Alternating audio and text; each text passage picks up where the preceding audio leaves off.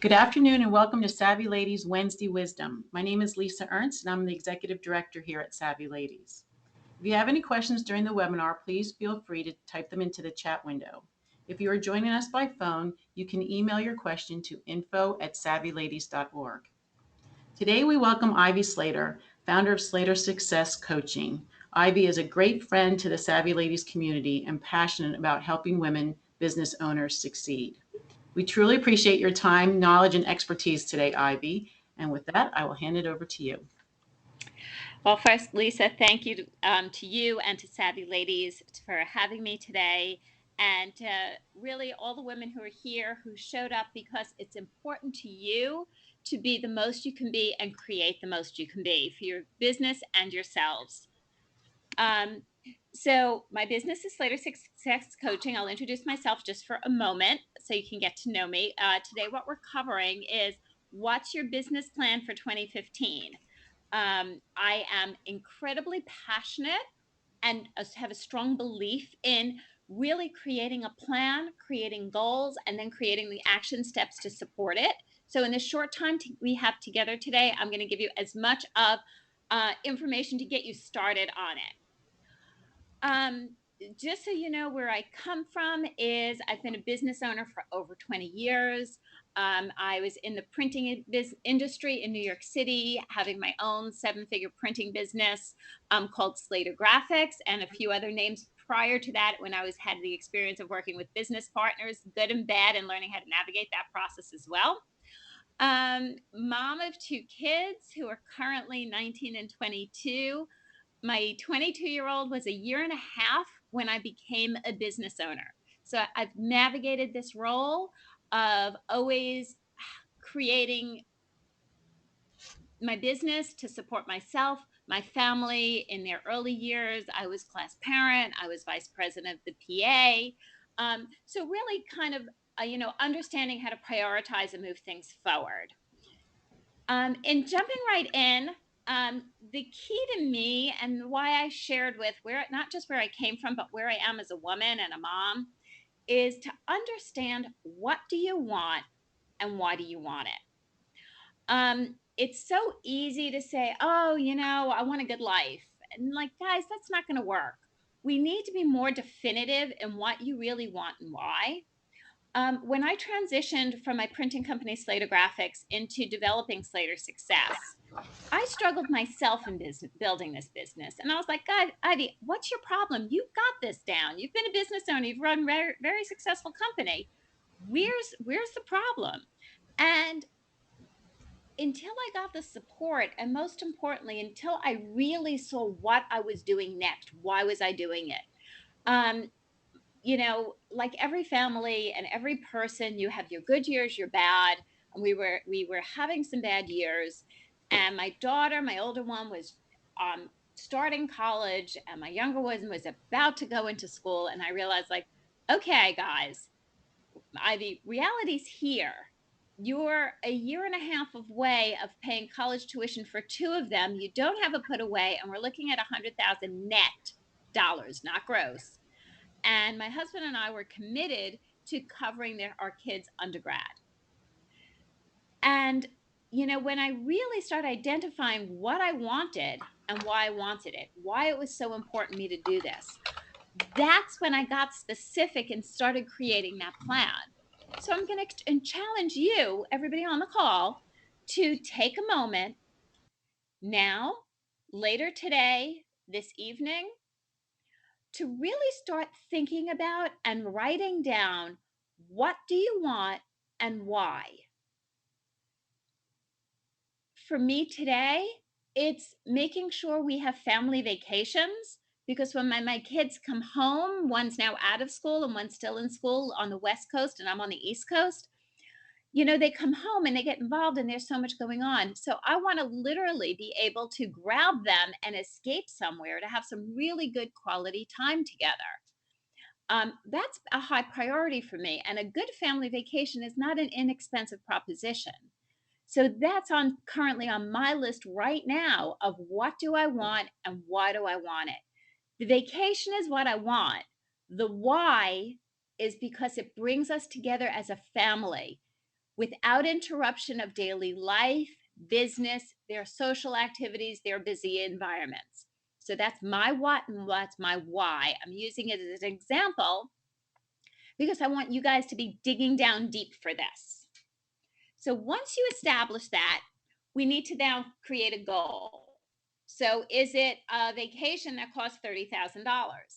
What do we need to create that in our business to get it? We're going to talk about once. So I kind of have my clients do a data dump of goals. What do they think they want? Just start dumping things down.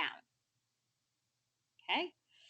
Now we're going to get into nuts and bolts. I want a six-figure business. I want a $500,000 business. I want a $5 million business. I want 2 vacations a year. I want my first home. I want my second home. Start getting things down, and then we have the opportunity in life to look at them.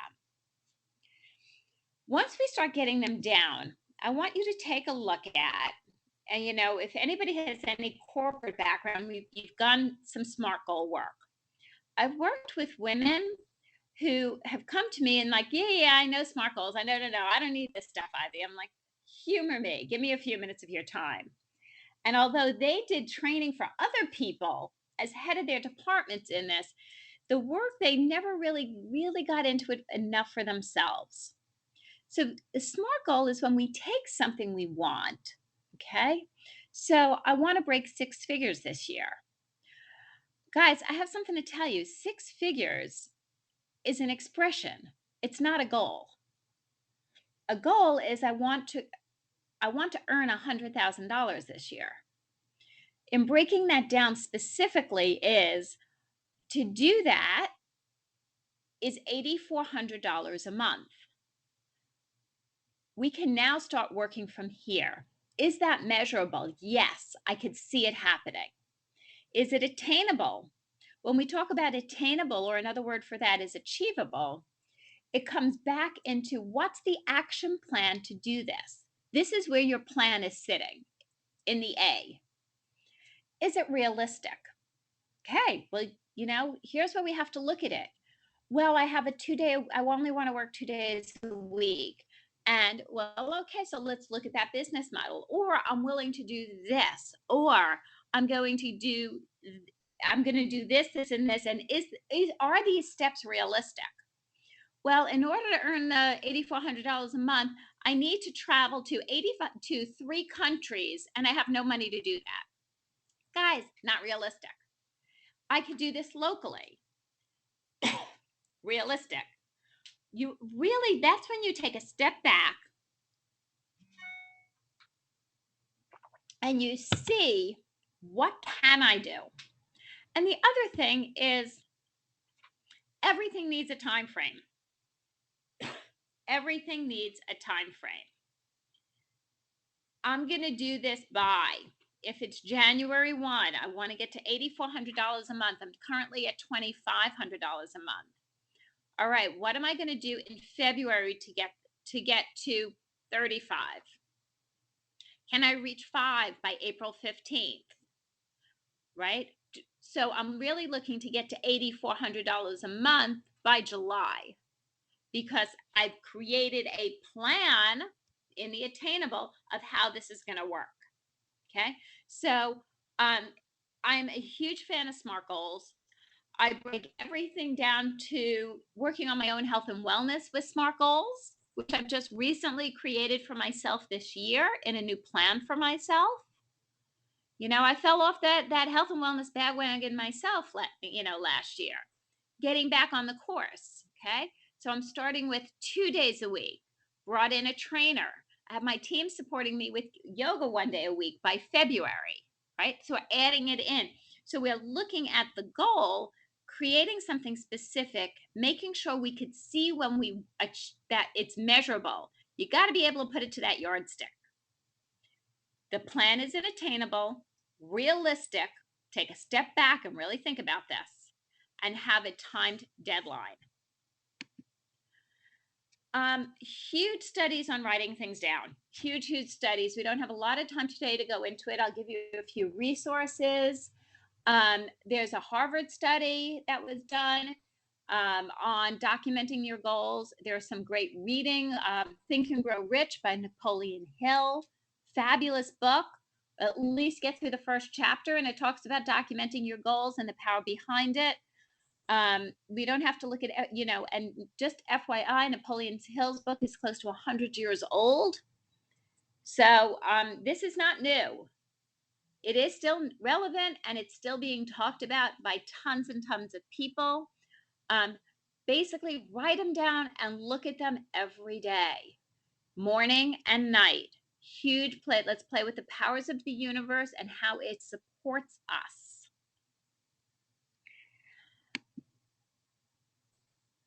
So now we have these goals, okay? And you see, ladies, I'm giving you a lot of assignments. Okay, this is not, I do these things as working programs. Today is a teaching program. I'm giving you assignments. I'm holding you in your commitment to 2015 to actually doing the work. Data dump. So we identify a goal, and now we're going to write down everything we need to do to get this into action. So what marketing do I need to do? Am I creating a website? Am I going to networking events? Am I going to do some public speaking? What am I doing to move this business forward? Okay. So we create this huge laundry list. Everything that can happen. I'm going to hire a VA for the first time. I can do this. I can do this. What is everything I could do? Huge. Keep adding to it. This is not necessarily done in one seating. Okay. We get it started, and we want to work this for a few days. We want to give our brains times to percolate, think of new ideas, possibly brainstorm with some colleagues, some other people in my community. Okay. Other people on my support team. What else can we do? Now, a few days later, we look at this and we say, okay, so I have a list of 20 things I could do. What's the first thing I can do? Not that's the easiest thing. What's the first thing I can do that will generate income the fastest? If we're building a business, what we're looking to do is generate income. Why? Because once we generate money, we can pay for support. Once I generate money, I could add a VA. Once I generate money, I can expand the hours. Once I generate money, I could add somebody to my team. So what this enables us to do is to identify what do you do well and what's under your wheelhouse, which for every business owner is sales number one and marketing number two. Part of marketing can start being delegated. Gives you more time to sell. The more time we're on sales-oriented activities, the faster our businesses are being built. So what we look at is what's the most impactful steps I can take that will increase and generate sales for my business. Number one, what's the next support thing that will help me do that? Number two, and then number three. So I always, in any to-do list or action step list, we want to circle the 3 top revenue generating activities and then take action first on the first one. The more revenue you create, the faster you can grow your business, and you take a portion of the money you're bringing in and you pay support so you can continue to increase. We don't try to do everything ourselves. I've been a business owner for 20 years. I will tell you, I've never created a lucrative business by doing it by myself. The more support I bring in, the better my sales, the better my numbers. Yes, I spend more, and it's worth every penny. So this is in creating your action steps. I love this slide. This slide is where we're going to talk about if your why is big enough, somehow you figure out the how and you do it. So many people say, yeah, well, my why is kind of one day I'm going to own a home. If that isn't important enough to you, you're not going to take the steps. If your why is not big enough, you don't figure out the how. When your why is big enough, you do everything in your brother to figure out the how and proceed in taking that action, moving it forward. Huge, important. It comes back to the beginning of this. If you don't focus on this, you don't do this, then you wonder and question how successful you'll be. So, this is the important part of coming full circle. When people say, I want to take a vacation, how badly do you really want it? The vacation, as I said early on, is my why. But why am I determined to do it? Because the time in my family is so, so important to me. Having that really quality time with my kids who are now older. I call it our kids spend our whole life manipulating us as parents. This was the time we manipulated the kids back. We said, hey, we're inviting you on a family vacation. Everything's on us.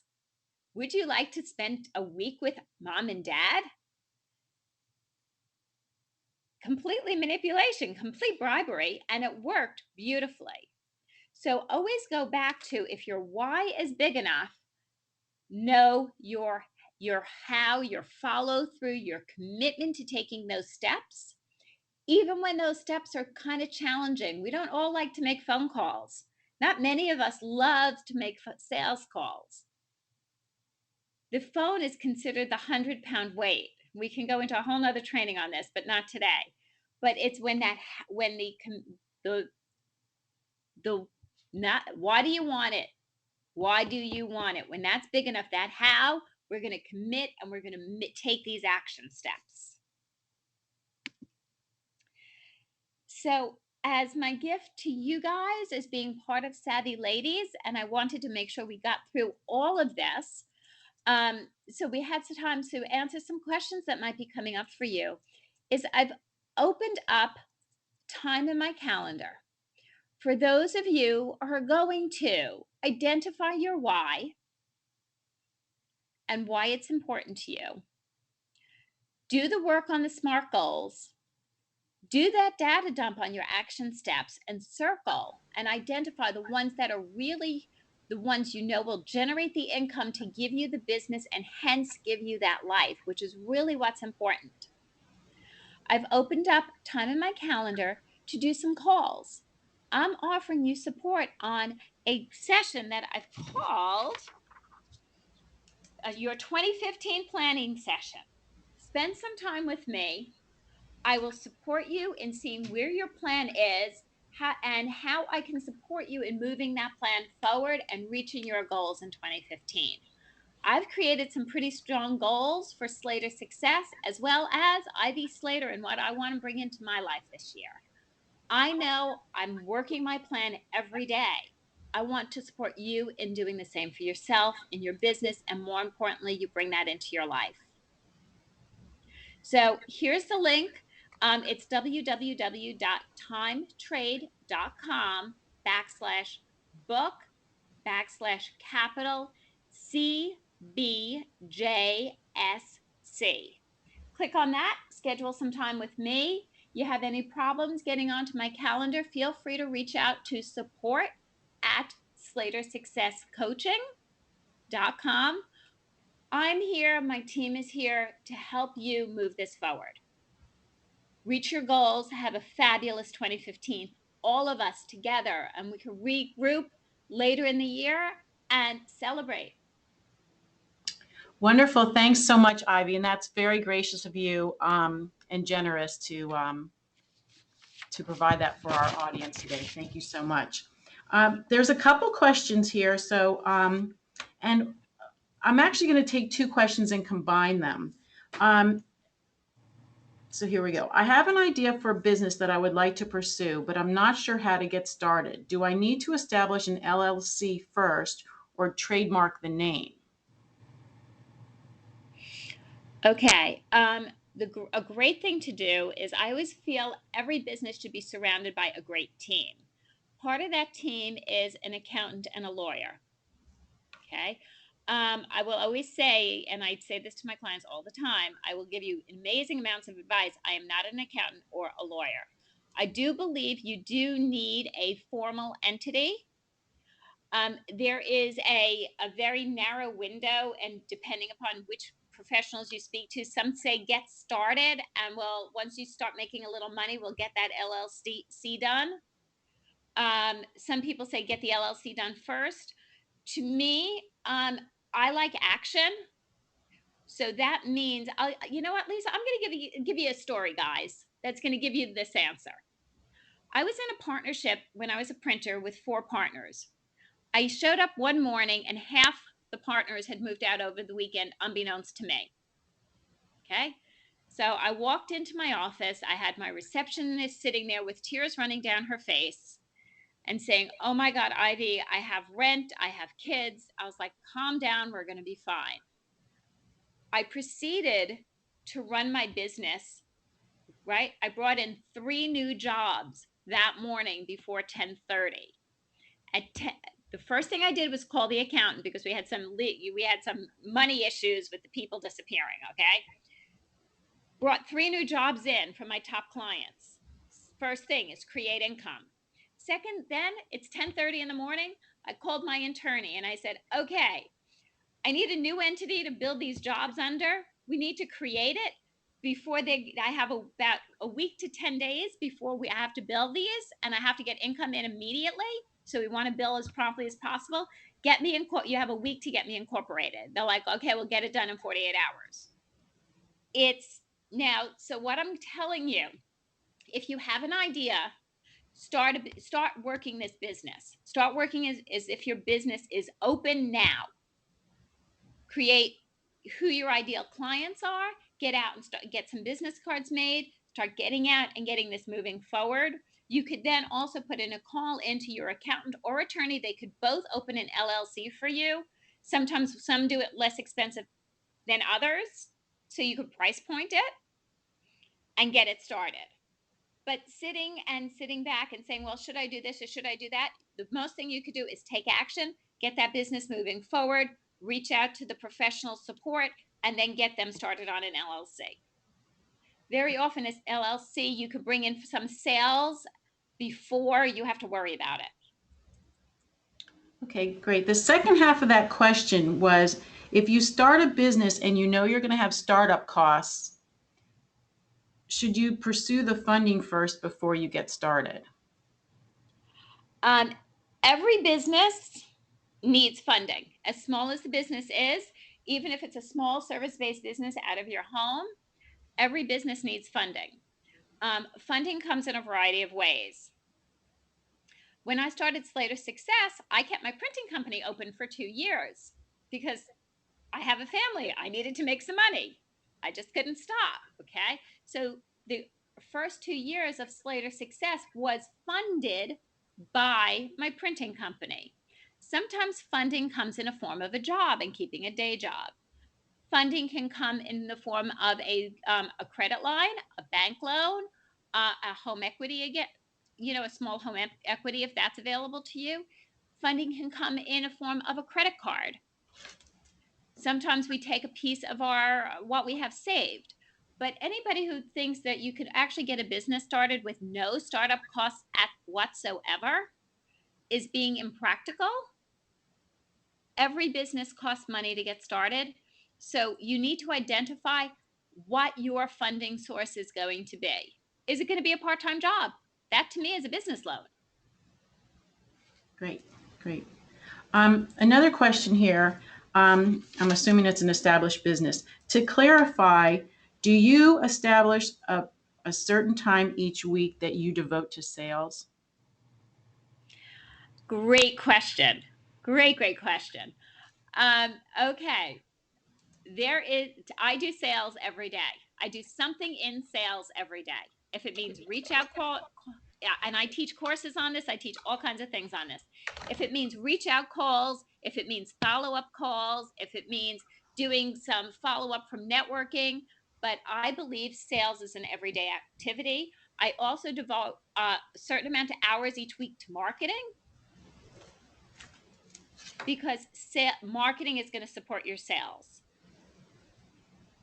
In an early stage business, marketing and sales should be 75% of your week. It will then go down to, once you reach early young six figures, it will only go down to 50% of your week. You need to be in the higher end of six figures, meaning closer to $500,000 and up, for your role in sales and marketing to go under 50%. Okay, great, thanks. Ivy, I'm wondering, can you just talk a little bit about the coaching process for women who might have an established business that might not have ever accessed a business coach before? Sure. Again, let's throw my own story under the bus here. Then I'll throw myself under the bus. When I became a coach, okay, and I got certified and everything else, and I was like, and I've owned businesses for years. I don't need any help or guidance. Well, that was great for a few years until $30,000 of, I went from high six figure, $1 million business bringing home well into the six figures, to sales of $30,000 at the high as a coach. And so it took me a while to get my ego out of the way and my own stubbornness out of the way to realize that I needed help and support.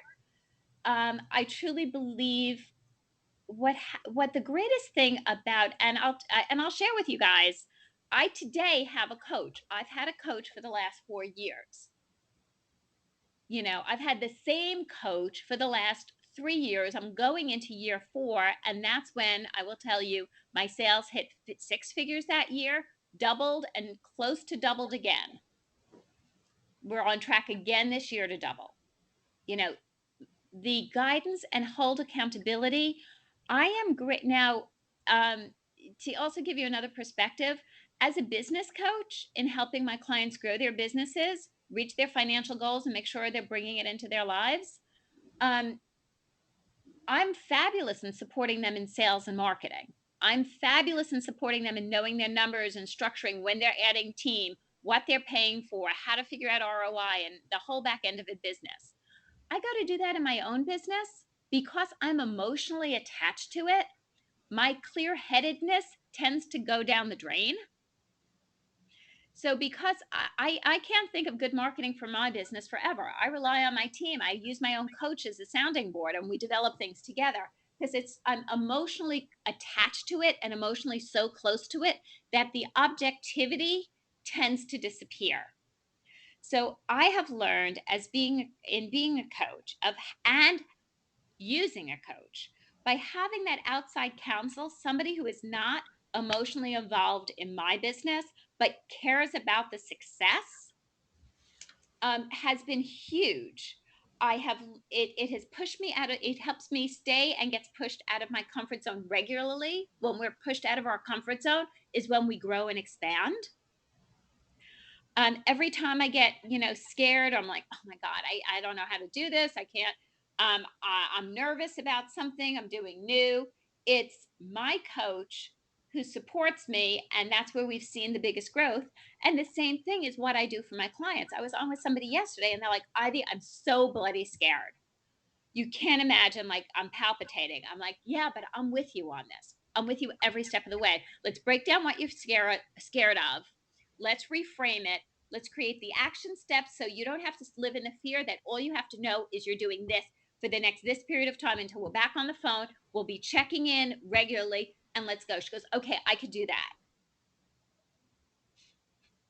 Great. I have one last question.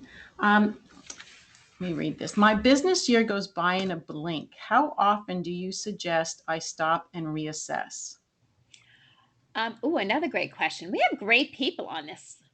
I have to say, Savvy I'm ladies. so impressed. Savvy ladies, you are dynamite community. Okay, so I work my numbers every day. I know my numbers every day. That's a daily activity. I take a step back and check in that I'm on target for all my goals monthly, and I reassess my goals and my priorities quarterly.